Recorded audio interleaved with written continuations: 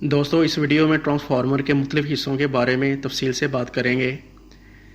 Transformer मुख्तलिफ हिस्सों पर मुश्तमिल होता है। इसके दो अहम तरीन हिस्से कोर और वाइंडिंग्स हैं। इसके अलावा ट्रांसफार्मर की आउटर बॉडी जिसे टैंक कहते हैं, उसके बारे में बात करेंगे। ट्रांसफार्मर में थर्मोमीटर इस्तेमाल होता है। इसके अलावा bushings, tap changing switch, breather, explosion went, conservator, oil level indicator. तो सबसे पहले बात करते हैं ट्रांसफार्मर की कोर के बारे में। तो ट्रांसफार्मर की कोर का मकसद मकनातीसी फ्लक्स के गुजरने के लिए आसान रास्ता फराहम करना होता है। इसे उम्दा किस्म की स्टील में 3 से 4% सिलिकॉन की मिकदार को मिलाकर बनाया जाता है। सिलिकॉन अज्जा पर मुश्तमिल स्टील को सिलिकॉन स्टील कहा जाता है। इसके अलावा electrical steel, lamination steel, silicon electrical steel, transformer steel इस मटेरियल के मुख्तलिफ नाम हैं। स्टील में सिलिकॉन मिलाने का मकसद नफूज पजीरी और रजिस्टिविटी को ज़्यादा करना, थर्मल कंडक्टिविटी और मैग्नेटिक सैचुरेशन को कम करना होता है। कोर को हमेशा पतरीदार बनाया जाता है, यानी हर पतरी को दूसरी पतरी से दरमियान में कोई इंसुलेशन मटीरियल मसलन कागज़, माइका, वार्निश वगैरह रखकर इंसुलेट किया जाता है ताकि एडी करंट लॉसेस को कम किया जा सके। कोर को मुरब्बा या मुस्ततील शक्ल में बनाते हैं। इसके दो हिस्से होते हैं। एक अमूदी हिस्सा जिस पर कॉइल्स या वाइंडिंग्स को लपेटा जाता है, इसे लिम्ब या लेग कहते हैं, जबकि ऊपर वाला और नीचे वाला उफकी हिस्सा यो कहलाता है। लिम्ब के क्रॉस सेक्शन का इन्हसार इस्तेमाल किए जाने वाले कॉइल्स की शक्ल मसलन मुस्ततील या गोल पर होता है। बड़े साइज़ के ट्रांसफार्मर्स में कोर की कूलिंग के लिए कोर के अंदर कूलिंग डक्ट्स बनाए जाते हैं। हाई फ्रिक्वेंसी ट्रांसफार्मर्स के लिए फेरिट या फेरी मैग्नेटिक मटेरियल से बनी हुई कोर्स इस्तेमाल होती हैं। 50 हर्ट्ज फ्रिक्वेंसी के लिए आमतौर पर कोर की पतरियों की मोटाई 0.27 mm होती है। हाई फ्रिक्वेंसी ट्रांसफार्मर के डिज़ाइन के लिए पतरियों की मोटाई कम रखी जाती है, यानी फ्रिक्वेंसी की मिकदार बढ़ने से कोर की पतरियों की मोटाई कम बनाना होती है। ट्रांसफार्मर कोर के मटेरियल का इंतखाब करते हुए हाई नफूज पजीरी यानी high permeability, high electrical resistivity, कम रिलक्टेंस, कम मैग्नेटिक सैचुरेशन और कम थर्मल कंडक्टिविटी की खसूसियात को मद्देनज़र रखा जाता है। ट्रांसफार्मर वाइंडिंग का मकसद करंट को गुजारना होता है। इसे आमतौर पर कॉपर मटेरियल से बनाते हैं। वाइंडिंग को कोर के ऊपर लपेटा जाता है। कोर और वाइंडिंग्स के तमाम कॉइल्स आपस में इंसुलेट होते हैं। सिंगल फेज ट्रांसफार्मर की एक प्राइमरी और एक सेकेंडरी वाइंडिंग, जबकि 3 फेज ट्रांसफार्मर की 3 प्राइमरी और 3 सेकेंडरी वाइंडिंग्स होती हैं। कोर टाइप ट्रांसफार्मर में लीकेज फ्लक्स से बचने के लिए अमली तौर पर दोनों वाइंडिंग्स को दो लिम्स पे बनाया जाता है। ये कॉइल्स मैकानी लिहाज से मजबूत होते हैं और इनको हेलिकल लेयर्स में बनाते हैं। इस तरीका में आमतौर पर कोर के ऊपर लो वोल्टेज इंसुलेशन रखी जाती है। इसके बाद लो वोल्टेज वाइंडिंग को बनाया जाता है। लो वोल्टेज वाइंडिंग के ऊपर हाई वोल्टेज इंसुलेशन रखी जाती है और इसके ऊपर हाई वोल्टेज वाइंडिंग को बनाते हैं। कॉइल्स की एक और किस्म जो आमतौर पर शेल टाइप ट्रांसफार्मर में बहुत ज़्यादा इस्तेमाल होती है, सैंडविच कॉइल्स हैं। इस तरीका में हाई वोल्टेज वाइंडिंग के हर हिस्से को 2 लो वोल्टेज वाइंडिंग के हिस्सों में रखा जाता है, यानी हाई वोल्टेज वाइंडिंग को लो वोल्टेज वाइंडिंग में सैंडविच किया जाता है। कम वोल्टेज रेटिंग के ट्रांसफार्मर्स की वाइंडिंग के लिए इनेबल्ड कंडक्टर्स को इस्तेमाल करते हैं, जबकि हाई वोल्टेज ट्रांसफार्मर के वाइंडिंग्स को इंसुलेट करने के लिए oil impregnated paper, press board वगैरह मटेरियल्स इस्तेमाल होते हैं। हाई फ्रिक्वेंसी ट्रांसफार्मर की वाइंडिंग्स लिट्स वायर से बनाई जाती है। लिट्स वायर ऐसी वायर होती है जिसे बहुत ज़्यादा बारीक कंडक्टर्स को आपस में रस्सी की तरह बल देकर यानी ट्विस्ट करके बनाया जाता है। ट्रांसफार्मर की वाइंडिंग को रेटिंग और इस्तेमाल के लिहाज से मुख्तलिफ इकसाम में बनाया जाता है, मसलन पैनकेक वाइंडिंग, लेयर या barrel winding, helical winding, disc winding वगैरह। Transformer tank. ट्रांसफार्मर की आउटर बॉडी को टैंक कहा जाता है। बड़े साइज़ के 3 फेज ट्रांसफार्मर्स में इसके अंदर लगे हुए सामान की मैकानी हिफाजत के लिए टैंक इस्तेमाल होता है। ट्रांसफार्मर के अंदर कोर, वाइंडिंग और दूसरे आलात वगैरह को लगाया जाता है। आमतौर पर इसके अंदर मिनरल ऑयल यानी मादनी तेल भरा होता है। टैंक की अंदरूनी सतह पर ऑयल रेजिस्टेंस पेंट और बैरूनी सतह पर जंग से बचाव के लिए पेंट किया जाता है। ट्रांसफार्मर टैंक आमतौर पर माइल्ड स्टील के बनाए जाते हैं। इसके अलावा स्टेनलेस स्टील और एल्यूमिनियम मटेरियल भी इस्तेमाल होता है। अमूमन 10 kV और इससे ज़ायद रेटिंग के ट्रांसफार्मर के टैंक पर कूलिंग के हसूल के लिए ट्यूब्स लगी होती हैं। ये आमतौर पर मुस्ततीली शक्ल का होता है। इसके अलावा ट्रांसफार्मर मुख्तलिफ अशकाल में भी बनाए जाते हैं।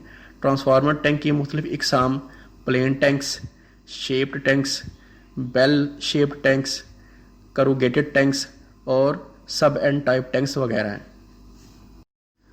थर्मामीटर। ट्रांसफार्मर ऑयल का दर्जा हरारत मापने के लिए थर्मामीटर इस्तेमाल होता है। इस मकसद के लिए दर्जा हरारत को जांचने वाला सेंसर इस्तेमाल करते हैं। ये आमतौर पर डायल टाइप होते हैं। थर्मामीटर ऑयल के दर्जा हरारत की बिल्कुल दुरुस्त पैमाइश करते हैं, लेकिन वाइंडिंग के दर्जा हरारत की पैमाइश अंदाजे पर मबनी होती है। बड़े साइज़ के ट्रांसफार्मर में वाइंडिंग के दर्जा हरारत की दुरुस्त पैमाइश के लिए अलहदा से इंसुलेटेड ऑप्टिकल फाइबर केबल को गुजारा जाता है। थर्मामीटर के साथ अलार्म सर्किट के कनेक्शन किए जाते हैं ताकि जब ऑयल का दर्जा हरारत एक मखसूस हद से बढ़ जाए तो अलार्म ऑन हो जाए। आमतौर पर 105 डिग्री सेंटीग्रेड पर थर्मामीटर अलार्म सर्किट को ऑन करा देता है। बुशिंग्स। ट्रांसफार्मर की प्राइमरी और सेकेंडरी वाइंडिंग के टर्मिनल्स को कनेक्शन के हसूल के लिए टैंक से बाहर लाने के लिए बुशिंग्स इस्तेमाल होते हैं। ये वाइंडिंग टर्मिनल्स को मेन टैंक से आइसोलेट भी करते हैं। Tap changing switch. Tap changing switch winding की वोल्टेज रेशो को तब्दील करने के लिए इस्तेमाल होता है। अमूमन हाई वोल्टेज सेकेंडरी वाइंडिंग के ज़्यादा से ज़्यादा वोल्टेज से कम मिकदार में वोल्टेज हासिल करने के लिए इसे इस्तेमाल किया जाता है। ये अमल के लिहाज से 2 इकसाम के होते हैं, ऑफ लोड स्विच और on load switch. Breather. Breather का मकसद ट्रांसफार्मर टैंक से गैसेस को बाहर खारिज करना और फ़ज़ा से हवा को अंदर दाखिल करना होता है। जब ऑयल गर्म होकर फैलता है तो हवा बाहर खारिज होती है। इस अमल को ट्रांसफार्मर का ब्रीथ आउट होना कहते हैं। और जब ऑयल ठंडा होता है तो हवा टैंक के अंदर दाखिल होती है। इस अमल को ट्रांसफार्मर का ब्रीथ इन होना कहते हैं। बाहर से ट्रांसफार्मर के अंदर दाखिल होने वाली हवा में नमी मौजूद होती है। इस नमी को रोकने के लिए ब्रीदर के अंदर एक बर्तन रखा जाता है जिसमें नमी जज़ब करने वाला मटेरियल सिलिका जेल इस्तेमाल होता है। इसके अलावा कुछ जगहों पे कैल्शियम क्लोराइड को भी इस्तेमाल करते हैं, लेकिन इसके इस्तेमाल कम होने की वजह यह है कि कैल्शियम क्लोराइड का रंग नमी जज़ब करने के बाद चेंज नहीं होता, जबकि सिलिका जेल SiO2 का खुश्क हालत में रंग ब्लू होता है और नमी जज़ब करने के बाद पिंक हो जाता है। तो इस वजह से SiO2 को मोस्टली इस्तेमाल किया जाता है ताकि इस बात का पता चल सके कि ये नमी जज़ब कर चुका है, अब इसको चेंज करना है या इसकी नमी को ख़त्म करके दोबारा इस्तेमाल करना है। तो जब सिलिका जेल यानी SiO2 पिंक रंग का हो जाता है तो इसको दोबारा इस्तेमाल के काबिल बनाने के लिए 120 डिग्री सेंटीग्रेड से 150 डिग्री सेंटीग्रेड पर 6 से 8 घंटे तक गर्म किया जाता है। सिलिका जेल अपने वज़न का तकरीबन 40% नमी जज़ब कर सकता है। आजकल ब्रीदर में नमी जज़ब करने के लिए इन्वायरो जेल मटीरियल भी इस्तेमाल हो रहा है। इसका खुश्क हालत में रंग पीला या भूरा होता है जो नमी जज़ब करने के बाद ग्रीन हो जाता है। Explosion went. एक्सप्लोजन वेंट को मुख्तसर PRV भी बोलते हैं, यानी प्रेशर रिलीफ वाल्व या pressure relief went. Transformer oil के गर्म होने से गैसेस पैदा होती हैं। अगर एक हद से ज़्यादा गैसेस पैदा हो जाएं तो इन्हें बहुत कम वक्त में यानी मिली सेकंड में ट्रांसफार्मर से बाहर खारिज करने के लिए एक्सप्लोजन वेंट इस्तेमाल होती है। ये वेंट सिर्फ एक मखसूस हद से ज़्यादा प्रेशर को खारिज करने के लिए इस्तेमाल होती है। अगर इसका इस्तेमाल ना किया जाए तो ट्रांसफार्मर फट सकता है। बनावट में ये एक मुड़े हुए पाइप की शक्ल में होती है और ट्रांसफार्मर टैंक की ऊपर वाली सतह पर लगी होती है। इसके अगले हिस्से पर एक जालीनुमा ढक्कन होता है जो आम हालात में बंद होता है ताकि गर्दो गुबार और हशरात वगैरह टैंक में दाखिल ना हो। यह ढक्कन स्प्रिंग के ज़रिए एडजस्ट होता है। प्रेशर के बाहर खारिज होने के वक़्त ढक्कन पीछे हट जाता है और प्रेशर खारिज होने के बाद वापस बंद हो जाता है। कुछ ट्रांसफार्मर्स में जालीनुमा ढक्कन से हवा बाहर खारिज होती है और कुछ ट्रांसफार्मर्स में ढक्कन टूट जाता है या कुछ ट्रांसफार्मर्स में ढक्कन फट जाता है और उसको बाद में रिप्लेस किया जाता है। कंजर्वेटर। ट्रांसफार्मर के मेन टैंक के साथ एक पाइप के जरिए सिलेंड्रिकल शक्ल का छोटा सा टैंक लगा होता है जिसे कंजर्वेटर कहते हैं।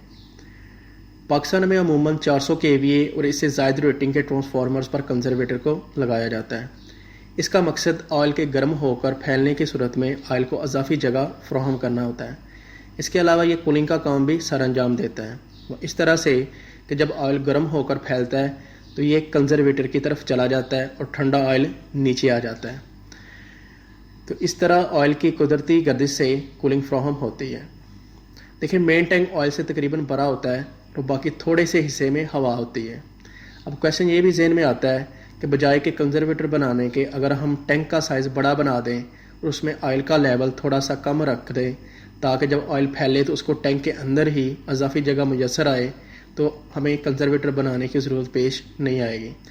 तो इसका आंसर ये है कि अगर ऑयल के फैलने के लिए ज़्यादा जगह फराहम करने की गर्ज से टैंक बड़ा बनाया जाए और कंजर्वेटर इस्तेमाल ना करें तो टैंक में हवा ज़्यादा होने की वजह से ऑक्सीडेशन में इजाफा हो जाएगा, जिससे ऑयल जल्द ख़राब होने का अंदेशा होता है। आम तौर पर कंजर्वेटर में ऑयल की गुंजाइश मेन टैंक में ऑयल की गुंजाइश का 10% होती है। ऑयल गेज या ऑयल लेवल इंडिकेटर, जैसा कि नाम से जाहिर है कि ऑयल के लेवल को इंडिकेट करने वाला आला। ट्रांसफार्मर के मेन टैंक पर ऑयल की मिकदार मापने के लिए ऑयल लेवल इंडिकेटर इस्तेमाल होता है। इसमें एक फ्लोट स्विच इस्तेमाल होता है। ऑयल लेवल इंडिकेटर अमूदी हरकत को गर्दिशी हरकत में तब्दील करके डायल पर ज़ाहिर करता है। इसके साथ अलार्म सर्किट लगा होता है। जब ट्रांसफार्मर का ऑयल एक मखसूस मिकदार से कम हो जाता है तो oil level indicator alarm circuit को ऑन करा देता है। अब आखिर में बात करेंगे ट्रांसफार्मर ऑयल के बारे में।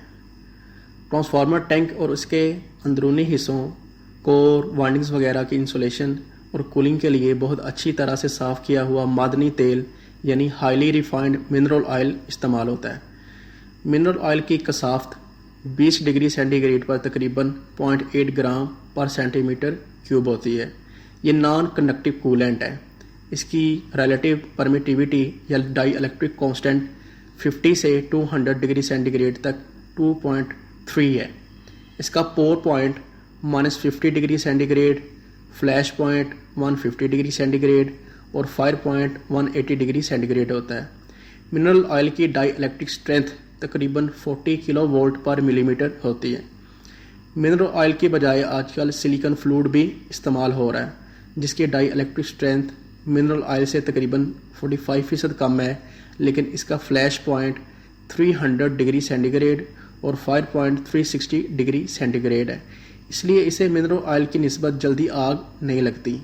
हाई वोल्टेज ट्रांसफार्मर्स में सिलिकॉन फ्लूइड को मिनरल ऑयल पर तरजीह दी जाती है।